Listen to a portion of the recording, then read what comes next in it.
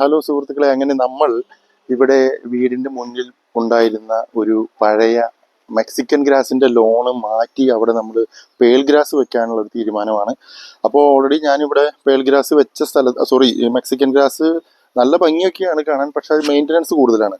ഇടയ്ക്കിടയ്ക്ക് കള വല്ലാണ്ട് കയറി പൊന്തി വരുന്നു. അപ്പോൾ അതിരുന്ന് പറിച്ചു കളയാനുള്ള ഒരു ബുദ്ധിമുട്ടുണ്ട്.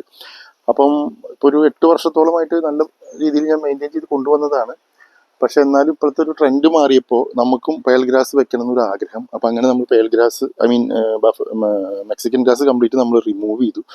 ചെത്തി കളഞ്ഞു. അതിൻ്റെ വേരുകൾ വരെ പോകാൻ വേണ്ടി നമ്മൾ അടിയിൽ കൂടെ ഇങ്ങനെ ചെത്തി ഇങ്ങനെ എടുത്തിട്ടുണ്ട്.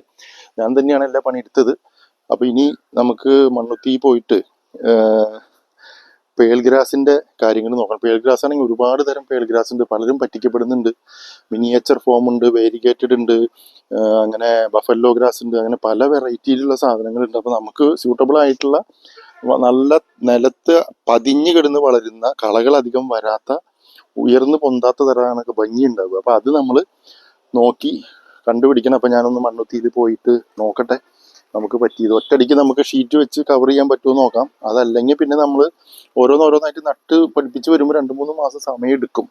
നമുക്ക് അത്ര ക്ഷമയില്ലാത്തത് കൊണ്ട് നമുക്ക് ഈ ഒരു സ്പേസ് നമുക്ക് ഫുള്ള് പാക്ക് ചെയ്ത് ഒറ്റയടിക്ക് നമുക്ക് ഷീറ്റാക്കി ചെയ്യാം. ഇനി തൊട്ടപ്പുറത്തൊരു ഏരിയ ഉണ്ട്. ഈ ഏരിയ കുറച്ചൊരു വലിയ ഏരിയയാണ്. അപ്പോൾ ഈ ഏരിയ നമുക്ക് ഈ നട്ട് പിടിപ്പിച്ച് വളർത്തി എടുക്കാൻ പറ്റുന്നതാണ്. അങ്ങനെയാണ് ഞാൻ വിചാരിക്കുന്നത്. അപ്പോൾ കുറച്ച് മണ്ണടിച്ച് ഒന്നും കൂടി ഇവിടെ ചെറിയൊരു മല പോലെയൊക്കെ ആക്കി എടുക്കണം, ഷേപ്പ് ചെയ്തെടുക്കാനുണ്ട്.